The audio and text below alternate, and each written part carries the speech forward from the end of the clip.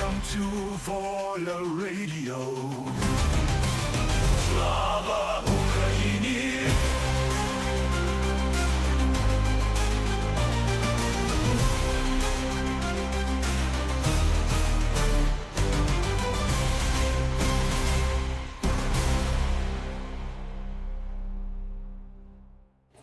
Well, hello everyone. Welcome to Volya Radio. Will will be here. I see he's requesting him up in a minute. Let's do a quick timestamp and then we'll get started. It is August 3rd. Boy, I can't believe it. In much of the world, in Los Angeles is 5:01 p.m. In Edmonton, Alberta, in Canada, the free and independent a sovereign nation north of us. It is 6:01 p.m. In New York, 8:01 p.m. London, it is tomorrow. It is the 4th of August, 1:01 a.m. Warsaw, 2:01, Kyiv, 3:01. And in the workers' paradise of Perth, Australia, it is, as far as I know, 8:01 a.m. What happened to Will? Okay, he must be having some issues. Okay, so in the meantime, as we're getting Will installed here, we have some news to discuss today. Of course, there's the continuing saga of the Patriots or the lack of Patriots, which I'm sure we'll talk about. There have been a number of bavovnas in Russia lately, which is always nice. The berries are roasting, among other things. We'll talk about. And interesting little side, it's not related to much of anything else, but just something interesting. We've talked a lot about the electricity issues that Ukraine is having with. I think I did. Oh, okay. Well, I can't. It's not giving me that option. Uh, we're having some problems with. Let's see. Okay. Okay, there we go. All right. Anyway, Ukraine. So, Romania has had a sudden energy issue. Their nuclear power plant, which is cooled by water from the Danube, has had to be shut down because the Danube is so low as a result of this extremely hot summer. So they lost about 20% of their generation capacity right when everybody was turning all the air conditioners on. Um, Ukraine is actually selling electricity to Romania at this point, which I'm sure Romania will remember in the winter when it's obviously going to be the other way around. No matter what Ukraine does, there's going to be a shortfall in electricity. Hopefully, it won't be made worse by the lack of interceptor missiles, which we will talk about a little bit when, if my dear friend Will ever manages to get installed. Um, in the meantime, when once will be up and I'm sure stuffing the nest appropriately. Let's remember everyone. Two things. First of all, um, we have, as you know, we post everything on Spotify that we do here. We also have a volunteer who's been working very hard on getting our back catalog up on YouTube. These are still only audio, but they're also on YouTube. It would be a tremendous help if guys could go over to YouTube, search for Volya Radio, and just follow us over there, and do the appropriate likes or whatever. Because the more interaction we have with it, the more people are going to be aware that it's there. At this point, not no one is really listening to the stuff there because they don't know it's there yet. So that would be a great way you guys could help without doing the second thing that I want to hit you all up for, which is our fundraisers. We War Doggo is as always is the proactive fundraiser, can always use more because he continues to get uh, urgent requests from the units he works with. One of them, I don't remember who now, but their vehicle was recently destroyed, and they are very, really need another one. They're trying to work through other charities that actually can get these from, I think Latvia is one place, or Lithuania they're coming from. Some came from the UK. But if anybody in the listeners happens to have a bead on where to get a vehicle for a unit that's they're always in short supply. In fact, it's interesting. I met somebody when I was in Lviv. But this is a funny story because I was walking, at Ukrainian Catholic University. I was walking from the dorm, from the place I was staying to the dining hall, and I always look at license plates. I don't look license plates, whatever. And I walked past this BMW SUV, and it has Arizona license plates on it. And now you don't see Arizona very often in New York, even. And here in Lviv was this car with Arizona license plates. So I said, I got to figure out who this is. Well, it turns out it was someone in the language program who's been in Ukraine for a couple of years. She had the car sent from New York, New Jersey. There's a jobber that does this, that can send vehicles, sent it to Odessa by ship and picked it up there, and then now she's driving. She actually is able to keep um, her Arizona license plates even in Ukraine, as long as there are a couple of hoops that she has to jump through to do that. Anyway, but I was talking to her, and she was saying one of the things that they're doing now is finding trucks in the United States and shipping them. I think she told me it costs about 1,500 uh, a piece, and I think that, if you're sending multiples, there's a little bit of a discount. But if somebody donates a nice, a well-working SUV, it's definitely a good investment to put in that 1,500 to get it to the to the uh to the units that need them. Okay. Anyway, we're still having trouble getting I'm not sure if I units. can speak even. Oh, you can. He speaks. You don't show us. Oh, now your mic is showing is muted. Anyway, well, welcome. I'm glad you joined me. I was running out of patter. No, I haven't yet because I'm still not a co-host and I can't add anything to the nest. Oh dear, that for you, that's a problem. I could add some of the fundraisers, but I know you've got tons of other stuff to add. So let's hope we get there soon. Do you have any topic you want to start with? I've got a couple other things, but if you have a lead off story, we could do that. No, I've just got some news and stuff, and we want to catch up on all the content that we didn't cover last week, because we got too caught up in discussions of geopolitical stuff. So you go ahead. I now can add stuff as a speaker to the nest, so I'll finish up with the ads, and then we'll carry on. And if I can get made as co-host later on, I guess I will. Terrific. Yeah, even better. Okay. Yeah, one of the things I wanted to talk about this week later on, we'll go through the news and things first, but uh, in talking, I spoke with a journalist last week who, was not negative about Ukraine, but did not know a lot about Ukraine. And one of the things that he was very surprised to find out was that, in addition to a large Jewish minority, he was from a Jewish newspaper, so I was talking to him, that there are all sorts of other really interesting small groups of different nationalities, different religious groups that have called Ukraine home for centuries. Not these are not not recent immigrants, and I one of the groups I've been reading about are called the Krimchaks. It's a very small group of people in Crimea, and of course in the last few years. Quite a few of them have moved out. That are they follow mostly Jewish traditions and things. Although Jews don't consider them to be Jewish, just in terms of their lineage. So it's another group like that, and they, along with the Karaites, who are also a sort of a group that it that they also adhere to what you call the Old Testament, but only to the laws actually in the Old Testament, not to rabbinic laws later on. There's also a group, a small but active group of Karaites, In Crimea, much of that community has moved to Kyiv now with the full scale invasion. I'm sorry, no, with the annexation of Crimea in 2014, and there were quite a few Jews in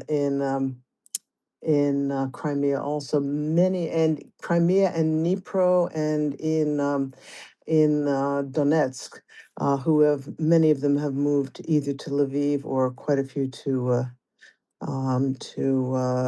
Kyiv.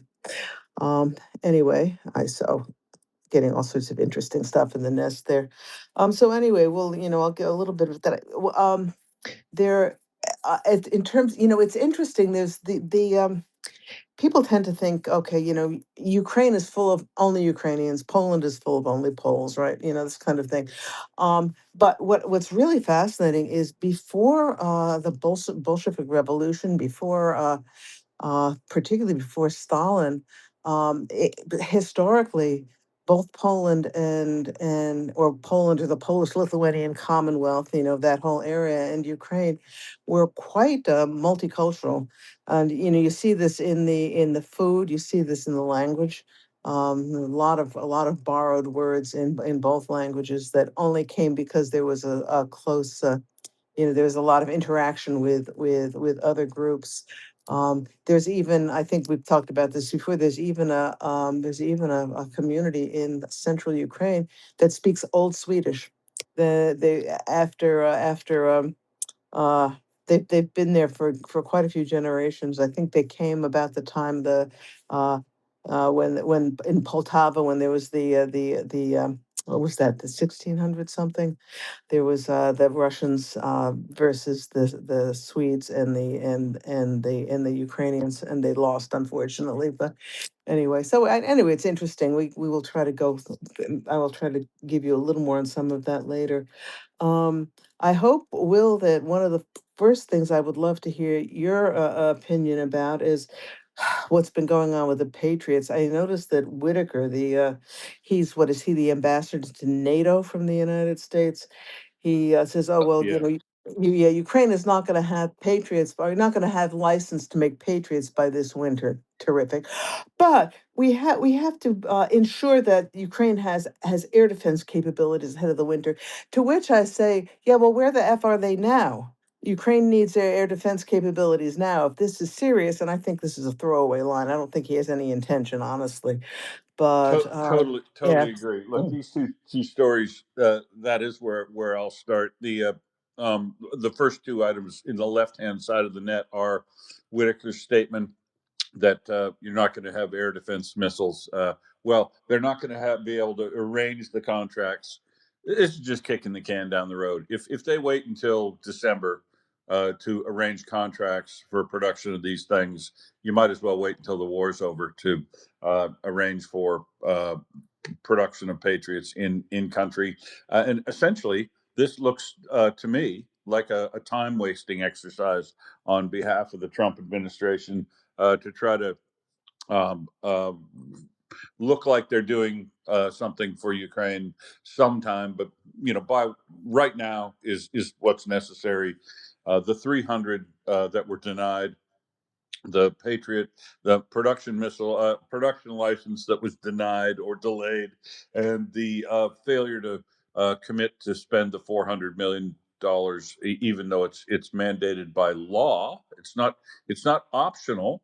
The $400 million that Congress authorized to go to Ukraine. That's not an option. It's not a do this if you want. It's provide Ukraine with $400 million worth of military aid, not sales. But the United States administration has decided they don't need to comply with the U.S. law. So that's where we're really at. And the other thing that's going to make Robin very, very cross is that the U.S. has, as of yesterday, now finally signed a deal for $3 billion for Lockheed Martin and Northrop to ramp up production of Patriot and THAAD interceptor missiles. Wow, only four and a Yeah, half years in, exactly. Robin. That's all it took for them to start producing more Patriot interceptors. Yeah, you can't rush these things. There's an article in the Kiev Independent on the last few days talking about, Ukraine saw this coming 2 years ago. They saw this was eventually going to get to this point. They have been lobbying for over 2 years to do something to somehow ramp up the production of Patriots. And the United States has licensed both Germany and Japan to make their to make Patriots. And why, and but Trump said something I thought was just so incredibly insulting. What's new, that oh, we can't, we have to be very careful who we give this technology to, because you could give it to someone who turn around and use it against us. Excuse me? I mean, if he's worried that, God forbid, Ukraine should lose and Russia will get a hold of this stuff, well, then he ought to recognize that Russia is the major enemy and he needs to do something about it. I mean, otherwise, I mean, the nerve of all the countries in Europe, I think one of the most trustworthy in terms of one of the most instinctively pro-American, really, of any country in Europe is Ukraine. And Ukraine has also shown, I can't think of an agreement that Ukraine has agreed to that they haven't abided by. They haven't done what they promised, and to for him to say this is just, I mean, it's gratuitously nasty, and he does this all On the the very time. day, that Ukraine delivered the first 2,000 of its advanced drones to the Joint Research Center with the military, right? Exactly. Ukraine I hope they Ukraine got it killed. delivers the goods even before the deals are all signed, and America reneges. That's Exactly. And American P.S. administration to a T right there. Exactly. And P.S. They still haven't gotten those thousand POWs that they were supposedly getting Cor- cor- for not bombing correct. Red Square. I Yeah, mean, it's correct. He owes I us he owes us 650 prisoners of war, of which 160 came home today. I might add that there's that's the good first piece of good news is there's 160 additional folks home from captivity Yeah, today, so absolutely. that's good news. But yeah, Yeah. so look, America is not Ukraine's friend. The American administration will not be coming. All this stuff is a distraction, and Ukraine needs to plan for what it's going to do to defend itself this winter, and on into the rest of the war without any assistance from the United States. And if they plan for that way, just with assistance of its actual allies, then they'll be fine. We've gone through this iteration. Look, I said 2 years ago when the when the front lines were starting to solidify that this looks like it's moving into a area where this is going to be a frozen front line and strategic exchanges. Check my back catalog, and you'll see that Ukraine needed to press on with development of its own ballistic missiles because that's where we're going. That's where we're now at, and Ukraine is just about to field its ballistic missiles, fully developed during wartime, like the FP5 was. Um, Innovate, innovate, innovate, and ignore any instructions from America on what they think you ought to attack, and ignore as a distraction. Look, Zelensky and the government of Ukraine is going to continue to play footsie with the uh, American administration, as if they are a good faith partner, but they are not. And they all of Ukraine's actions should recognize that the United States is not a good faith partner. They are essentially colluding with Russia in their own interests to gain the most for the Trumps and their close circle that they can, regardless of what the American population thinks. And the only way to get control of that is to get control of the American Congress, House, Senate, impeach the president, impeach every one of his cabinet members. Um, get rid of the administration. And it's weird to me that the folks in America, uh, particularly Mark Kelly, Senator Mark Kelly, the Democrats are talking in very defeatist terms, like we kind of going to wait out this administration. Fuck that. You got yeah. If the Democrats and the Republicans in Congress aren't interested in the institution for which they serve, and the president of the United States following the laws of the Congress, where in the Constitution it says the Congress shall pass laws for the nation, the Congress shall hold the purse strings, and the president shall execute the legislation after it's. He has an opportunity to veto legislation. But if he signs legislation, he needs to implement the legislation. And if they overturn his veto, he needs to implement the legislation. Laws aren't optional for presidents of the United States. But so, as I've said repeatedly, America is going to be of no help to Ukraine until Americans get a hold of America.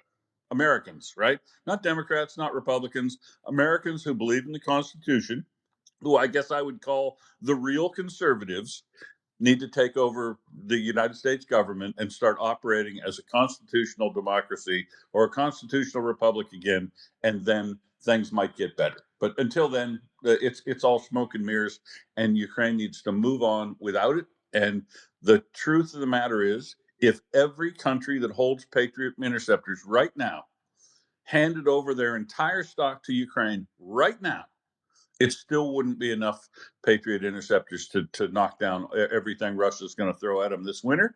So we need an alternative approach. Sure, get more SAM-Ts in there, get more Aster missiles, do what you can in air defense. But the truth of the matter is, the best defense in this situation is a good offense. Fielding FP7 and FP9 ballistic missiles and finding a way now to solve the problem of the A-50 AWACS that Russia is using to counter its FP5 cruise missiles is going to be key this winter to making sure that Ukraine can attack the missile factory at Votkinsk, the Yelabuga drone factory, which is producing all the the Garan 4 and 5 jet-powered Garans now that are causing such a problem in Odessa and other locations. You need to knock out their capability to hit you as much as possible, which will slow down, not eliminate, slow down the use of ballistic missiles by Russia, as it did post February 20, when it was last, that Votkinsk plant was last hit, and then expand their capabilities and get time on target information to knock out the launchers of the transport erection and launch vehicles that Russia uses for all of its Iskander and S-300, S-400, Zircon, Onyx, all the mobile missile systems that Russia has are all produced in that Volgograd factory that was struck before. They might need to hit that again, and they need to hit those launchers on the ground once they fire or when they can be located with their own ballistic missiles, and hit the air bases where Russia is parking planes with cluster munitions to knock out the capability as much as possible for them to launch glide bombs. Glide bombs and ballistics remain the two biggest problems of Ukraine right now, with these jet-powered drones coming up a third.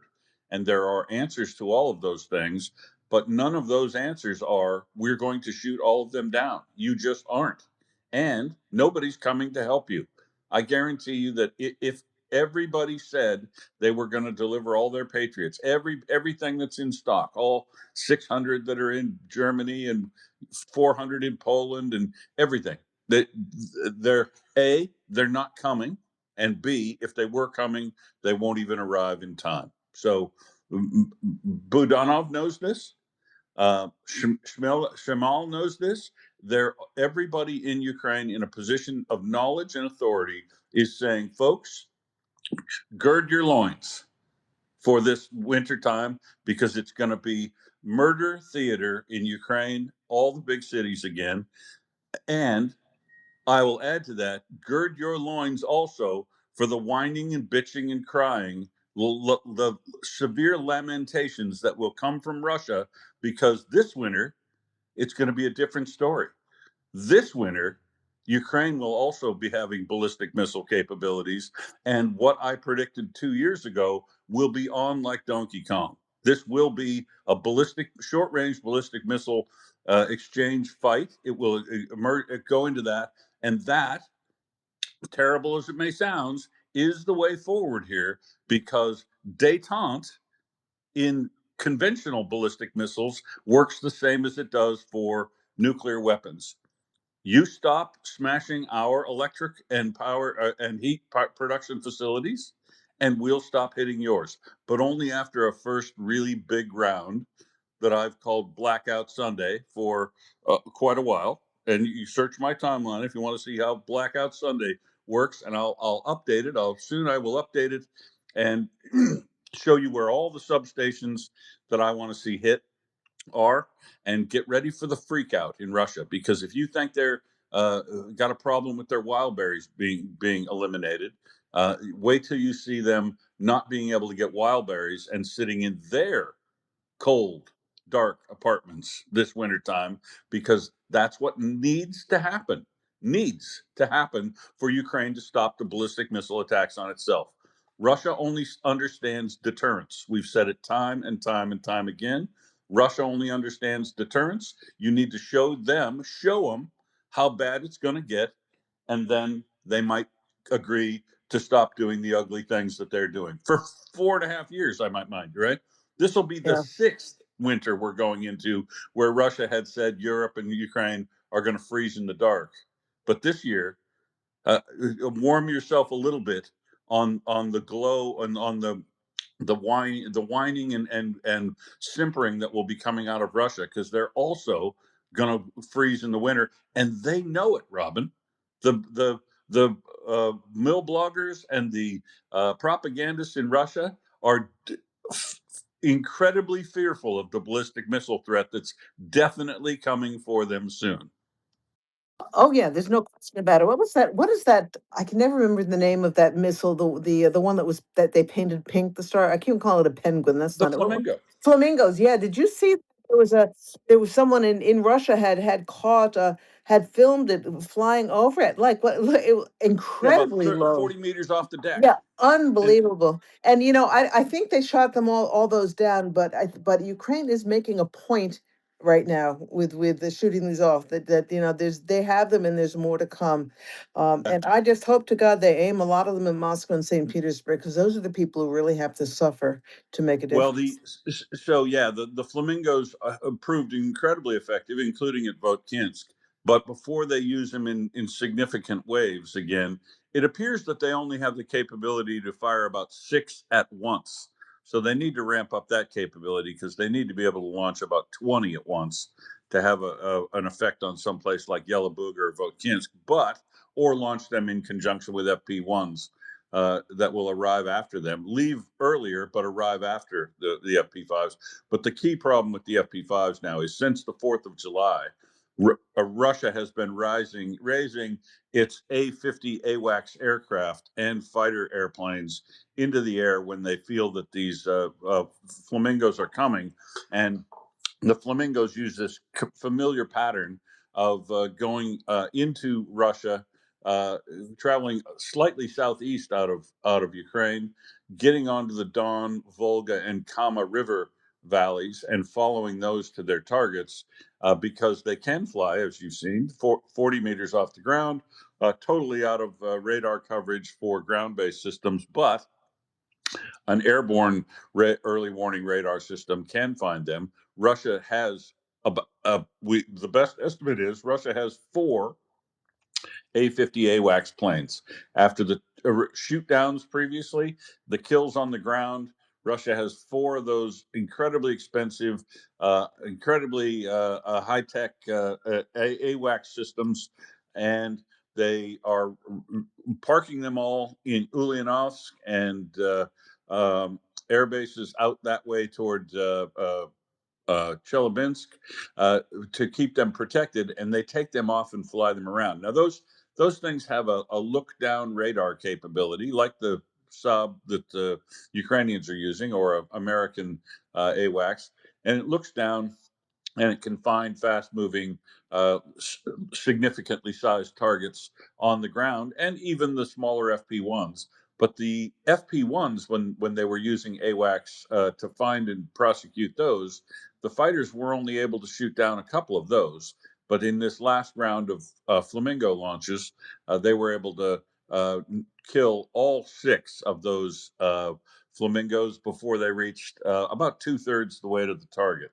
And that means that Ukraine needs to find a way around that.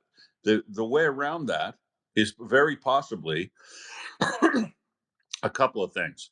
Well, three things. First, obviously, would Taking be out the sabotage, right, exactly. sabotage on the ground.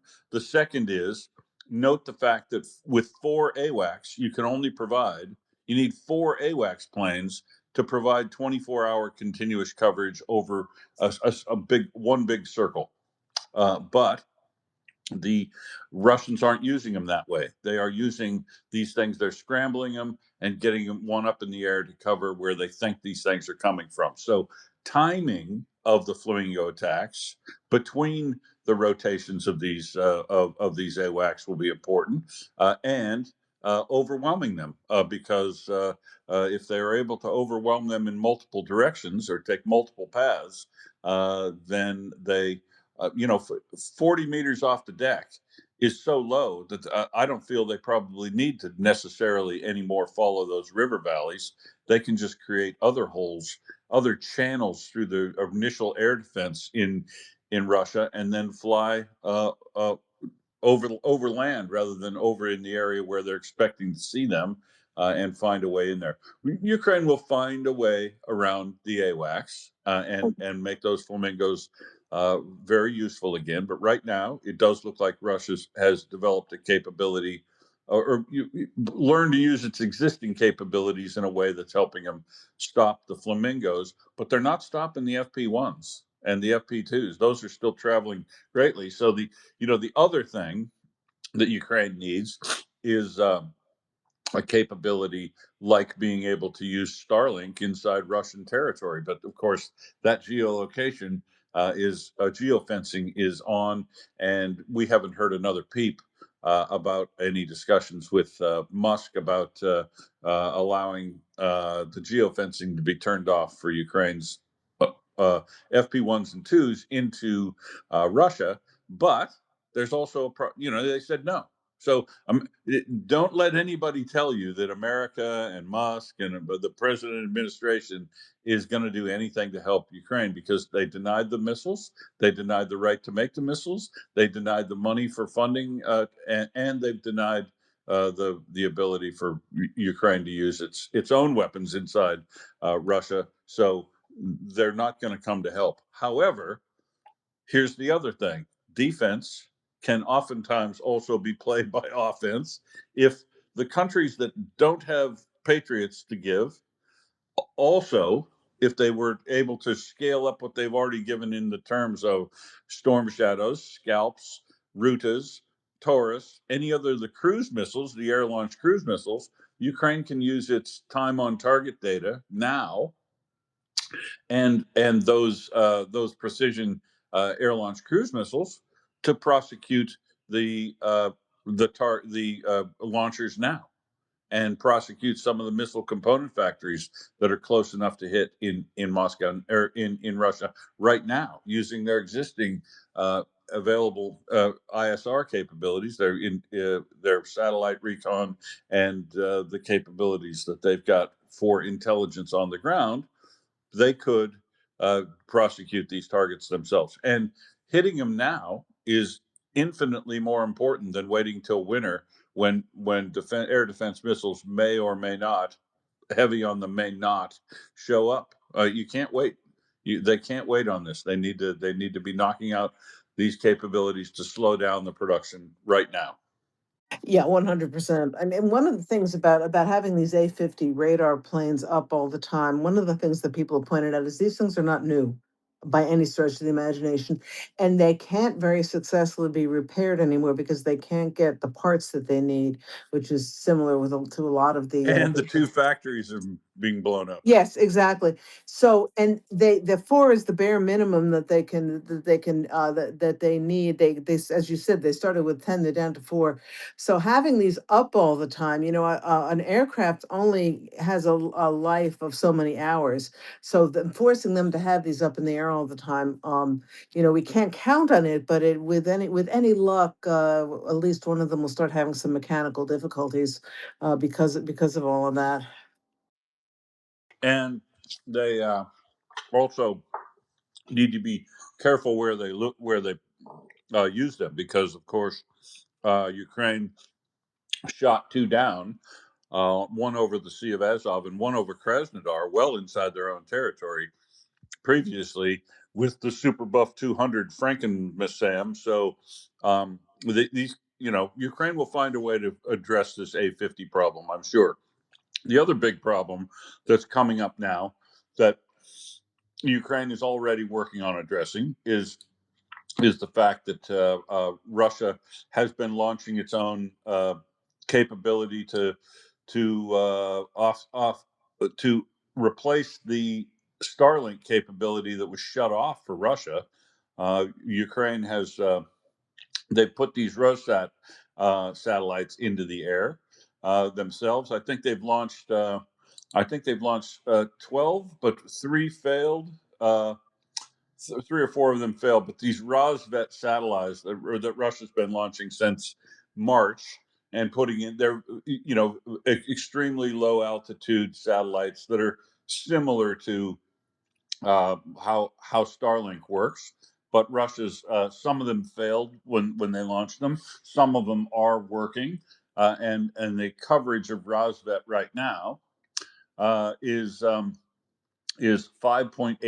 uptime. So they have some capability to cover over Ukraine with 15 active devices in 10 windows a day. That's 5.8% uptime. So that's not great. But the better part of this is that Ukraine's, and this is the innovation that comes out of necessity. The minute they started launching these Rassvet satellites, and Ukrainians could identify them from the ground, the signals coming from the ground, they've they developed, this guy didn't wait. Guys, they started people at some guy at Bavovna, uh, instead of waiting for a NATO solution, some big highfalutin thing. He basically built his own Rassvet coverage tracker that's available. He made available free, so now they know exactly where those satellites are and when they are. From something produced and he put into the public domain, and now he's already moving on to a jammer that spits out all the precise coordinates and frequencies of those two satellite groups, so that they can point directional antennas at them and burn their signals up as they pass over. So I love it. yep, they're already building 1,000 units planned for the Kiev area. And, this is when you need an answer seriously. This is why I say just paint the picture clearly to Ukraine, and they will figure out how to counter the A-50, the ballistic missile threat. And it'll be The some threat of it'll be some Slava in his basement, a 20-year-old guy who comes up with it too. They're not waiting for the government to make make a bond issue or something to come up with it. People just start working the minute they see there's a problem. Correct, and by not helping them, Musk is also highly likely to be signing the signal of his own company's demise, because whatever Ukraine innovates and develops to knock out Rassvet is also going to be the technology that's available to blind Starlink satellites. And how happy is he going to be once Ukraine is capable of proliferating the capability to jam Starlink effectively, which can't be jammed now? That this is the problem in not getting stuck in picking a side and helping the good guys win this war quickly. We're moving toward Terminator salvation right now. The robots and the AI and all this warfighting capabilities that are being developed very quickly and oftentimes by Ukraine are taking the world, frankly, to a more easily threatenable asymmetric warfare type place. And if you want to slow that progression, um, you should probably pick a side and get involved right now.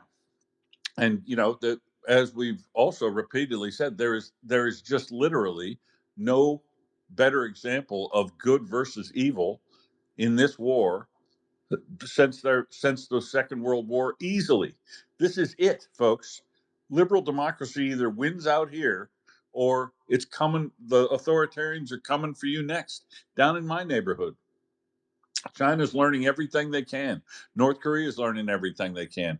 China has a detachment of a brigade of, or about a battalion of people over in a Volgograd training center right now. Yeah, Chinese soldiers are in Russia learning how all the stuff that they need to from Russia on how to fight an advanced war against the United States. Is Russia is America learning from Ukraine as fast as China is learning from Russia? I'll just leave that as an open question for you Well, yeah, because especially, I mean, all what the United States is doing is when they can stealing technology from Ukraine, and that's about it. But yeah, I think but Valery Zaluzhny was he just today, yesterday, he gave the opinion publicly that Ukraine is never going to be in NATO. So he said, but I mean, and because he talked about all the delays and everything that's been going on. But he was saying, and this I think is going to be the wave of the future, is that there are other ways of organizing. There are other alliances that Ukraine can enter into, and I think what's going to happen to the United States is that maybe they will hamstring NATO. NATO won't be able to do anything, but it's NATO is going to become irrelevant because there are going to be powerful, and there are already are some powerful alliances that have been made, and that will continue to happen. And Ukraine, with its incredible army and its incredible military industrial complex, is going to be on that side, and the United States will be on the other side with, I don't know, a few allies, I'm not even sure, and with a moribund and incredibly expensive and inefficient military um, production capability that people are not going to be interested in buying because of all of the problems that they have caused to Ukraine in terms of being able to use the weapons that Ukraine has actually bought at this point. So I think there's a lot of shooting oneself in the foot that's going on here with both Musk and the United States. and and I don't know. I guess I'd call it fuckery too, because the United States has said that they're going to back away from the key positions in NATO, and they were expected to turn over the position of the primary NATO support person for support in Ukraine. Yet they took that position up again. So Well, of course, I because suggest to you that authoritarians they like took up that position to make sure that that position wasn't effective. yeah, no, I agree. And also, it's authoritarians in general. They don't want to have any responsibility, but they can't bear to not be able to tell everybody, push everybody around, and tell everybody what to do. So this is going to be happening over and over again, I think. I Totally agree. So I always talk just long enough for you to get a mouthful of coffee, and then I stop. I'm sorry. I have to. I hope that's you managed to totally get your fine. breakfast. Okay. Someone's got to stop me. So let's see. I think that's enough on America and what it's doing. But this is the problem all along the line. That Robin is not a well-known military industrial expert, but I guarantee you, if you check her back catalog, she was talking about the United States ramping up weapons production 3 and 4 years ago in response to what is going to be World War III. And it is, and America has finally issued contracts to produce uh, uh, Patriot missiles, interceptors, $58.6 billion to produce, uh, and that's a lot of Patriots. That's a lot of PAC-3 MSEs. It is, but then they'll just put them on a shelf until they aren't used, or they'll use up a dozen for each Garan 6 drone that Iran develops as they progress there up the technology and innovation ladder to take on U.S. forces in the Middle East, not recognizing and helping the good guy in this war in Ukraine is going to come back to haunt America badly. Yeah, 100%. I mean, this is the stupidity of the whole thing is the United States desperately needs training and drone technology from Ukraine. Ukraine is obviously is much more on top of how to do this than the United States is. I mean, the fact that they went, I don't even remember the number of Patriots that they wasted shooting them at Shaheds and things like that. And rather than and you know this just goes to show that I don't think Trump's uh priorities are the United States either, because it would clearly make sense to form a strong alliance with Ukraine, get access to Ukrainian technology, and I hope to God there's a kill switch on those drones they already provided, because I don't think the United States deserves to be able to do anything with them at this point after they've screwed Ukraine over yet again. But it's it's just foolishness, because this is capability that the Europeans are going to have access to, because they are working on that anti-ballistic shield with Ukraine. But the United States won't, and we'll be sitting here making our $800 toilet seats, and making incredibly expensive versions of things that Ukraine is able to make at a third or quarter of the cost, and that's not going to work long term. No, and America is going to be in a position where it needs to project power from its own borders and from aircraft carriers, because it's not going to have host bases anywhere if it carries on in this matter as Yeah, well. also true. Yeah. And if that's the way America wants to go, you guys run your own constitutional republic.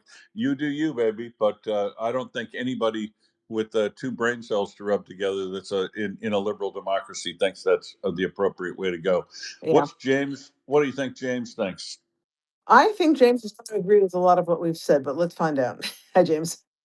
Absolutely. Just wanted to echo what you sort of intimated, and that is that he isn't working for America. He's working for himself and his paymaster. Really, I think that's about it. And his paymaster is not American, so that explains a lot of why tariffs are there. It impoverishes us. It makes it harder for us to make donations. It makes all Americans poorer. The tearing down the health systems, etc., makes us weaker physically. And the way that they've handled the debt and grew the debt purposefully are all things that are going to end up doing as much destruction to the United States, possibly, as Russia, minus some of the kinetic hits. True. That's exactly right. Dryfly. Well, I agree with everything you said, of course. I was trying to explain to some people on David and Professor Buck today how I don't think NATO is going to survive as an institution, but the bilateral and multilateral arrangements in Europe will be stronger than NATO is now. The U.S. that is clearly working against the best interests of the European it's absolutely clear to me that Trump and company uh, look at Europe as a competitor. Good that they rip the Band-Aid off and focus um, on getting it done without the U.S. And I don't think people in the U.S. understand how big a moderating force the U.S. had been in NATO over the last 40, 50 years. By moderating, I mean keeping some of the real hotheads in Europe from going and ripping at Russia if they'd ever get the chance. And I think the Poles are going to be in a position to do it. I think some of the Scandinavian countries are going to be in a position to do it. And I think that you're also going to see.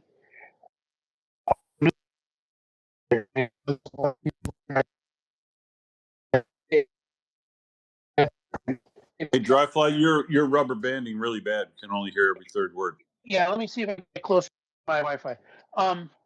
Anyway, the point is that I think it's really, really important for Europe to not just try to get the U.S. on board, but to really step up across the full spectrum of defense. and that includes a nuclear deterrence. And I think it's going to happen. I think the U.S. is going to ship bricks when that. I really, really believe the U.S. is going to ship bricks when that happens. I mean, I don't think people are prepared at all in the U.S. for what the future is going to look like in 5 or 10 years. Um, and I try to make that clear. And I was actually talking to some Europeans who were shocked when they thought about it. Well, I said, "You're probably right." And I told them, "You won't see it happen. You won't even know it's happening until it happens. When the European governments actually get capable to a level that the U.S. can't stop them, can't help them, can't do anything." And I think Budanov and Zaluzny have gone there in their mind already, way before Europeans have, and certainly before Americans have. I think it's just going to really, really shock them. Now, the question I have for you, you and I have been DMing back and forth, and people out there don't know because they don't see our DMs about that batfish drone. Have you seen any more or heard any more about it? Because you were talking about the flamingos. The flamingos have a real problem both with manufacturing and with um, their stealthiness. But just looking at that picture that you had a few days ago, um, and my own experience after I was a chemical engineer and I went into discrete manufacturing, I know exactly how I would make that thing. I know exactly how I would make that thing, and I bet you Ukraine is farther ahead than I ever dreamed of being on how to make that thing. They could make that cheaper than they could make the Flamingo, and I mean cheaper by a factor of 2. It could be half as expensive as a Flamingo in high volume, and yet probably have greater capability. Have you heard any more about that? Because that thing's driving me nuts. And I'll listen. Yeah, I have, of course. Chuck Farrer actually did a little one of his little profile diagrams on it that I put up in the nest. Ukraine really, really, really needs to start talking to me in the marketing sense before they name these things, because if that's not a batfish, I don't know what is. But they call it the Bravo. It's developed by some Ukrainian veterans who've gone out and said we need a design that's like this, and we want to use as you say, injection molding for the body, so that the airfoil surfaces can be the fuel holdings and explosives holding things. That it doesn't really have a wings. It's got a fuselage that serves as a wing and a turbojet that fits in the stabilizer at the back. That now Chuck got one thing wrong on this. The video that we saw wasn't at the Samara uh, uh, Wildberry factory. It may have been, but the video we saw of it flying was into the Samara Saratov refinery, and I'll tell you, it produced beautiful results with the larger explosive that it can carry into that refinery at Saratov. 2 really good strikes on process units, nice and low where we want to see them hit. Caused of fires that engulfed the entire process unit, would have burned out all the cabling, all the controls, all the sensors, everything like that, as well as puncture the reaction vessels themselves. So lovely piece of kit with regard to the explosion it makes. And yeah, if it can evade or not be seen by an A-50 look down radar and can actually travel 2,000 kilometers, that's great, especially since it's made to fly. It probably has a range of 2,000 kilometers at that low altitude. The 3,000 kilometer range of the Flamingo was set when the thing was going to fly a lot higher in the air. I guarantee you the fuel usage at 40 meters off the ground is significantly higher for a Flamingo. And so its range is going to be reduced if it flies map of the earth like that the whole way. So this might be a very good innovation, something that's got, as you say, reactive injection molding. The bodies can be made here. All this technology. In fact, I would suggest to you that the Europeans, BASF and others, Dryfly, are probably more advanced at doing this sort Way of. more advanced. Yeah, yeah. We got all our technology. And I was working, and I sent you the link, and I don't share it with others because it pissed them off. But I sent you the link of the company I was working with, And just for the people out there who are kind of wondering what the hell is he talking about, they used 100% Bayer and BASF resins. All the equipment that they used was purchased in Europe. The mixers, the molds were made domestically, but the molds are super easy to make. They're made out of aluminum. They're not even made out of like uh, uh, uh, typical steel like you would in a true injection molding, because the pressures are super low in this stuff. And what you do is you basically pour in, like for fiberglass, part A, part B. It goes through a mixer, it squirts into the mold, and then it sets up. And then you just have to demold it. Now the surfaces come out kind of rough. They're not as smooth as you would get with like a really really clean injection molded part like you, for a computer component. But what they do is the volumes are low and they just rough sand it. They just do a rough sand and then they spray paint it. And the way, Especially since if you rough sand it and you're going to put the radar oh yeah, absorption absolutely. stuff on it, that's going to take to it better anyway. Yeah, I say when you posted it, and I commented on Chuck's too. I just about shit my shorts because I was working on projects like that for biomedical, and people say, "Oh, but injection molded parts are really small." The parts we were making were about the size of the back of a truck, okay, of a big pickup truck, full size pickup truck. So you're talking probably 2 meters by 3 meters were the size of the parts we were making. We had no problem making parts like that. And you could kick out 3 or 4 of them an hour. So you would have probably 8 molds for all the parts needed to make that thing. And you could have a production rate of between 75 and and 50 bodies a day, not a month, a day. And the thing that would limit it would be the engine and the avionics. And the cool thing about that process is it was designed for biomedical stuff and things like that. So when you go into a hospital and you see these machines that have like CAT scan, these are the kind of plastic parts that are typically used in it. They have rotomolded parts too, but a lot of them are rim. And they're just absolutely made to stuff electronics in. And when the electronics change, you just stuff different electronics in it. So you could change out the avionics system, the electronic system, almost on a daily or weekly basis, depending on your requirements. That's the way the things are made to do. The companies I worked with, we made the boxes that went into those things, the metal boxes that were like for the printed circuit boards and the circuits and the brains and stuff. But you could do all of that, and you could have it behind um, that reflective, that stealth coating in parts that are super cheap. Now they're not cheap like your kitchenware injection molding, but I would be willing to bet those 8 parts you could produce all of those 8 parts at that kind of volume for probably a couple $1,000s. Now the avionics will be way more than that, and the engine will be way more than that. But it gives you an idea how Ukraine is pushing the envelope.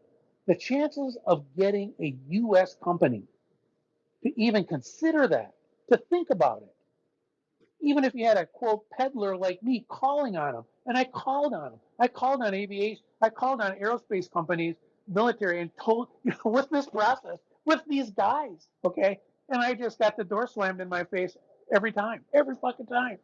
Ukraine's actually the only time we hear about it from Ukraine is when the goddamn things are on their way to a target. So, I mean, it's just absolutely a thing of beauty. So I just thought I would bring that up for people who, if they're looking at that in the nest, there's more to that story, and the story's really good. Listen. And look, this is despite the fact that it's low cost in the airframe and that the avionics on it and the jet engine are going to be more expensive. But what we're seeing is go to a very cheap solution, shoot down the slow moving stuff. But as things have moved into the jet area, and Russia is now using A-50s to try to get look down capability, and they're putting all their pantsers on towers for some look down capability.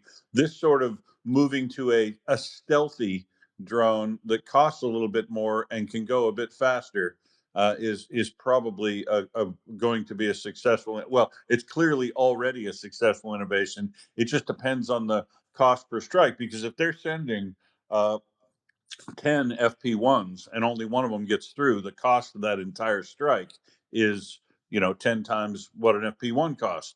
And if one of these makes it through virtually every time, the cost, the value per strike is probably still equivalent. It's horses for courses, right? Not Ukraine is going to be fielding probably 300 different variants of drones, as they're already doing in the mid-strike area alone. There are 59 companies 59 different companies producing.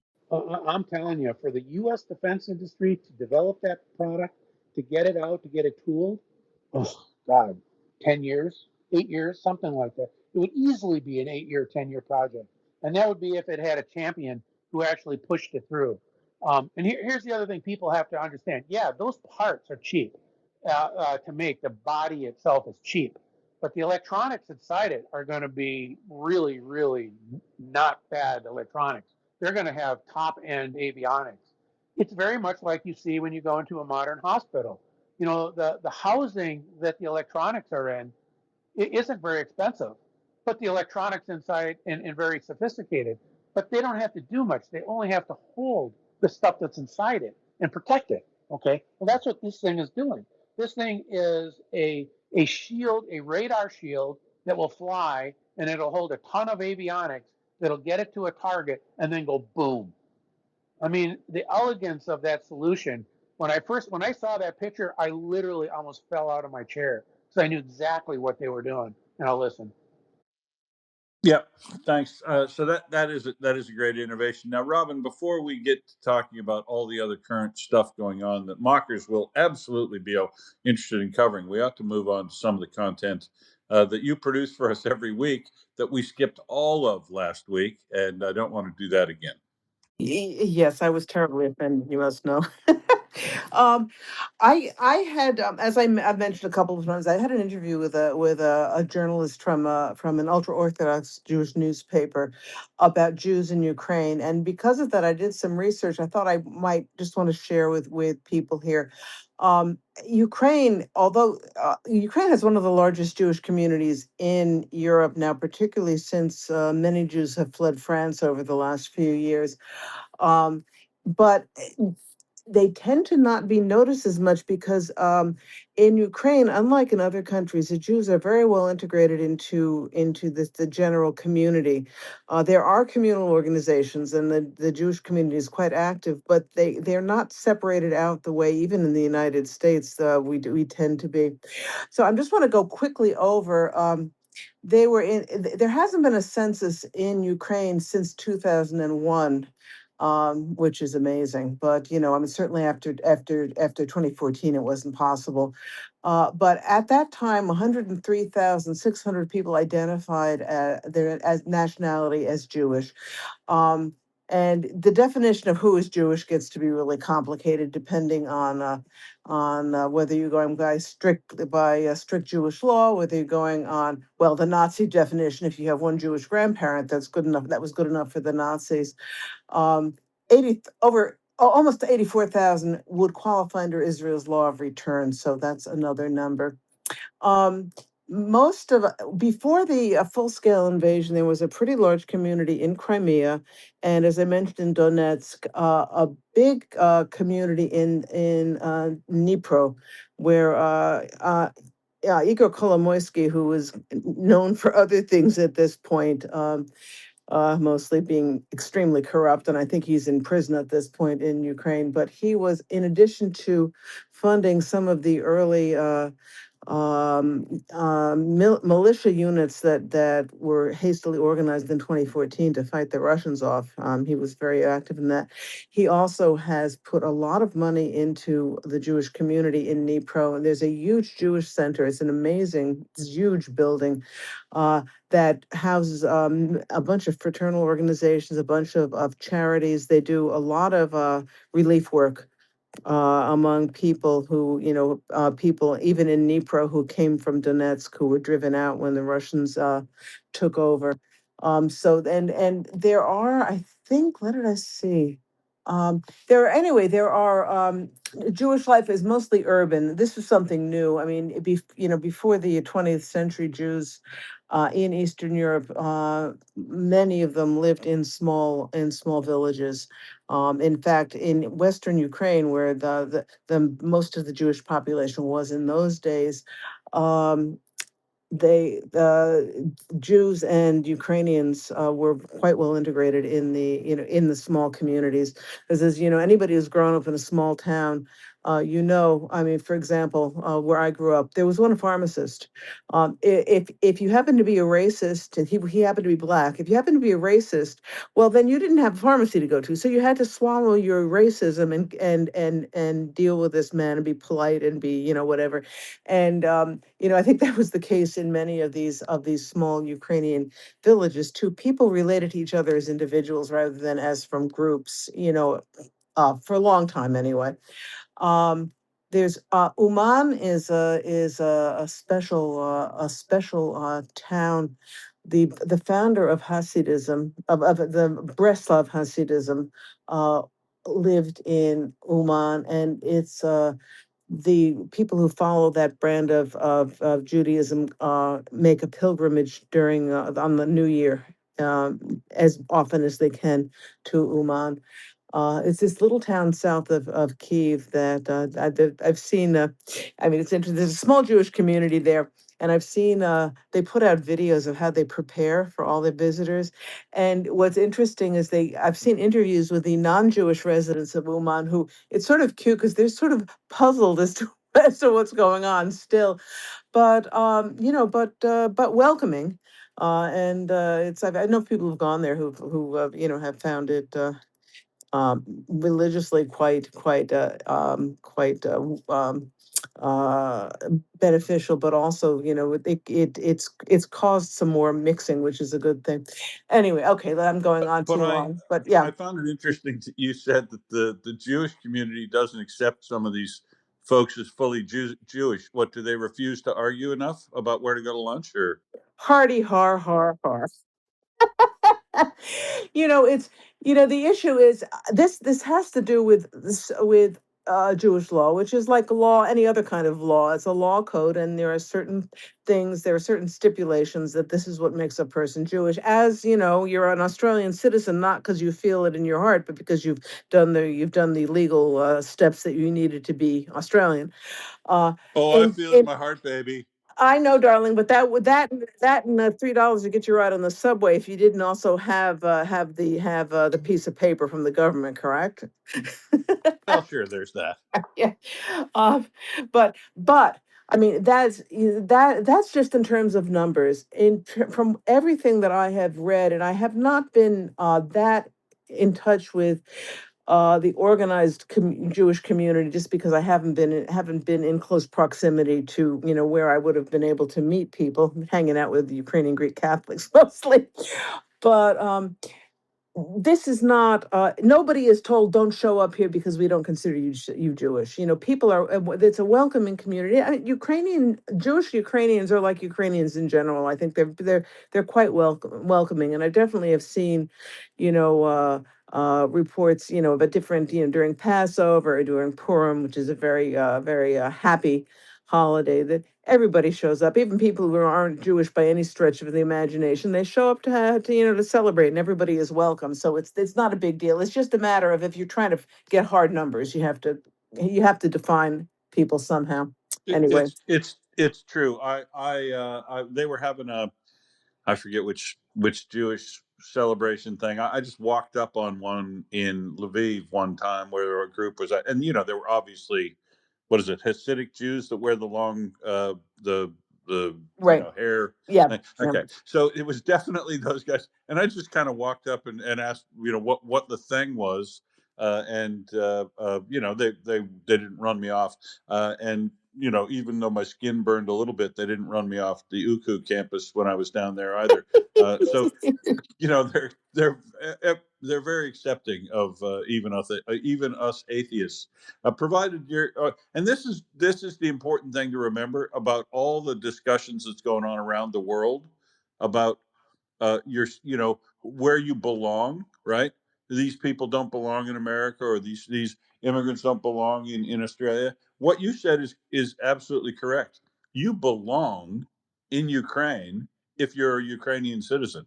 And you belong in America if you're eligible for American citizenship. It doesn't matter about your cultural background and stuff. That essentially is the beauty of places like Australia and America, who've benefited more greatly than any two countries in the world due to immigration. That you bring in all of your culture and food and heritage and all that, but when you sign up for the Australian citizenship, you sign on to a set of uh, responsibilities and rights that make you Australian. And that's so. Yeah, people who've attacked me over my 35 years of living here, being a citizen, who say I love it when I go to pubs or whatever, and some, you know, uh, uh, xenophobic a-hole will try to tell me I'm not Australian, and then I do a little let's see what you know about Australia and where you've been versus me, and they quickly, realize that,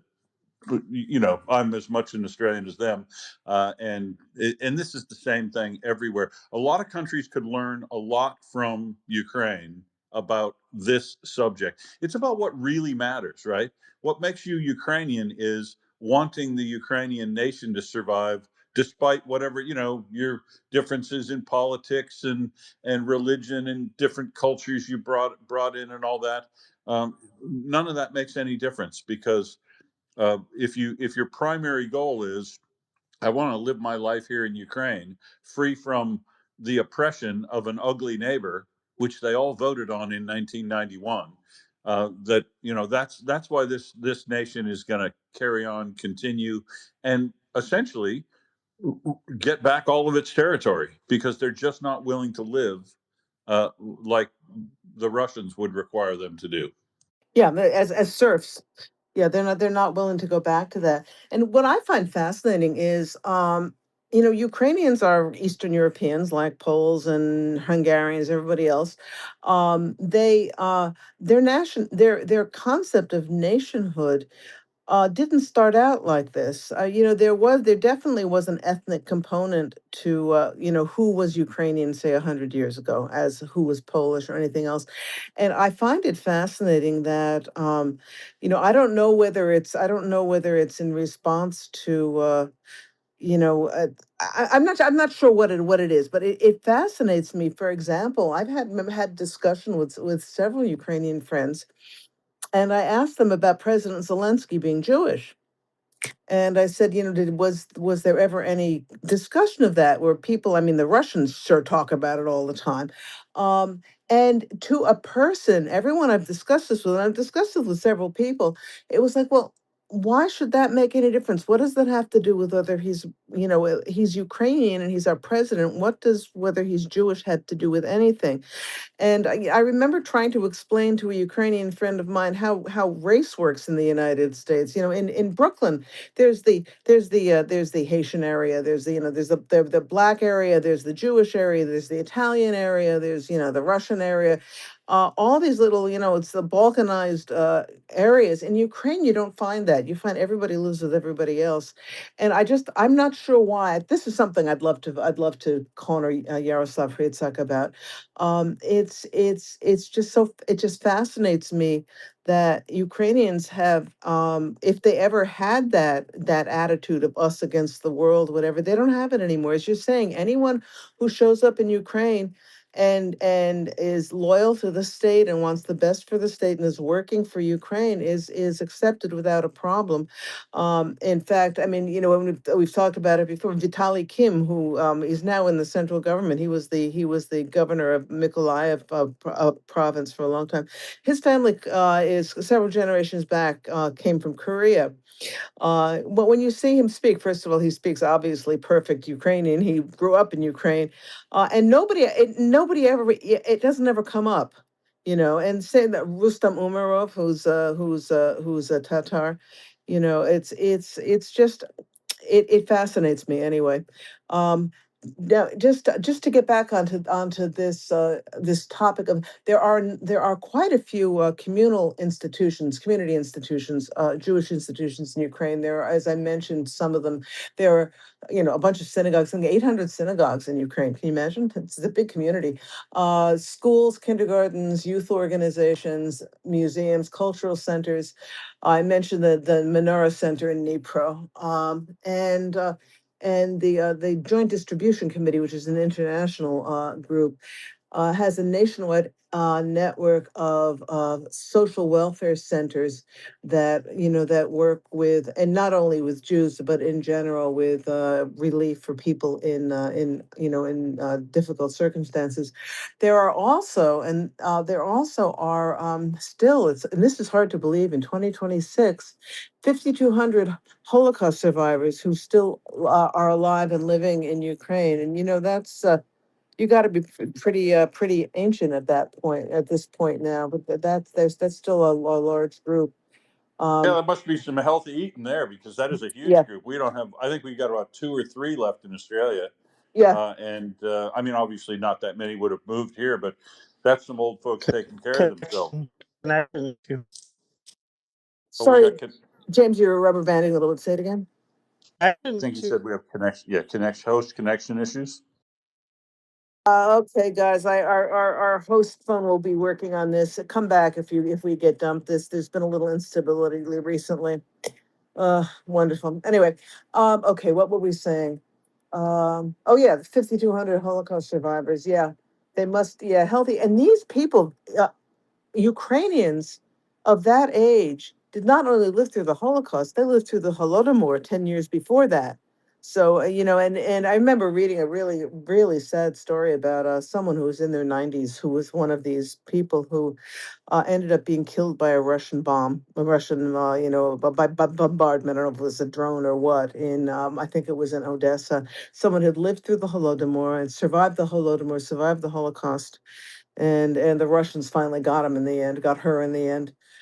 Uh, anyway, okay, let me just page down. I Is there think she anything lived else? in Kherson, Oh, actually, wasn't it? or maybe Okay, there's it was multiple. somewhere in the But east. Yeah, yeah, that's right. James, what would you like to add?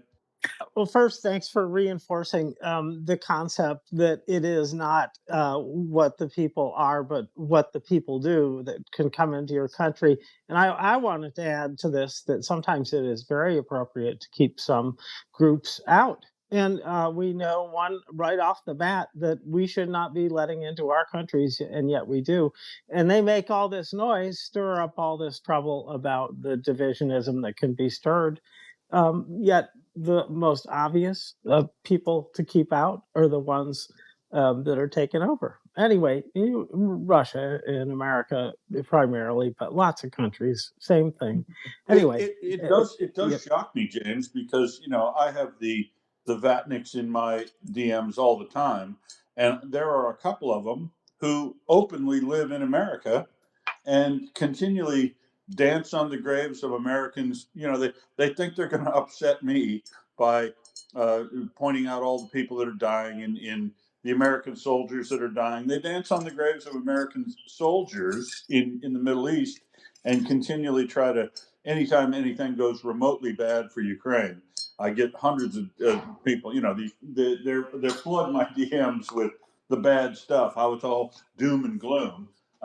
But people sitting in basements in America doing that, those ought to be the people who ICE would be finding out because they're truly not interested in the well-being of America. And those are a migrant from El Salvador who came 30 years ago and might not be fully documented, but his kids all went to school. Those are the people that we've got to get out who've clearly shown an interest in being involved in society there. Well, you have these malcontents that live in basements or wherever they live, and they're cheering on the destruction of America, and they're not hard to find. All you got to do is like a little random monitoring on X, and you could find a dozen people that don't deserve to be in America based on their views, not what color they are or how they arrived. And as eager as Trump is to take away citizenship from people who have been naturalized because of things like bouncing checks and whatever, they don't go after these guys. I mean, at what point does this become treason? At what point do we have to take a stand and say, this behavior is not this behavior goes so against everything the country needs to stay healthy and strong, that this person should not be allowed to continue doing it. Yeah, I absolutely agree with you. And Yeah.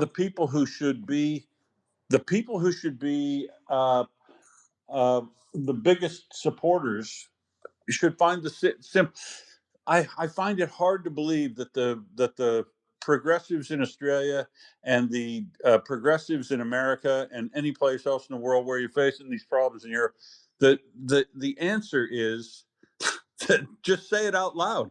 Be willing to say what James said. Some people don't belong here, but it isn't based on where they come from or their culture.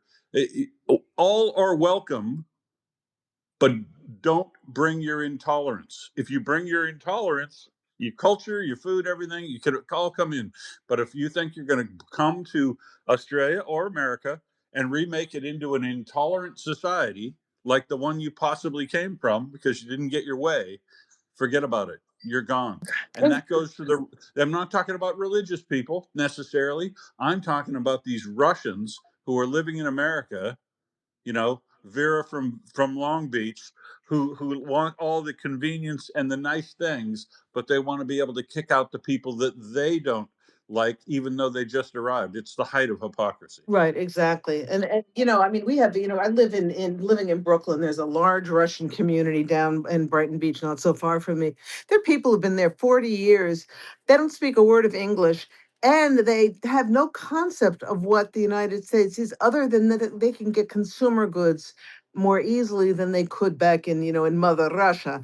And this, I don't this the language issue is a fraught one, because I think, so if somebody comes and is working hard and hasn't had time to really learn the language, there has something has to be, there has to be it has to be handled with a certain sensitivity to life situations. But somebody who, as the Baltics have finally started doing, people who've been there for 30, 40 years and never managed to learn the local language, at some point, that has to be enough, you know.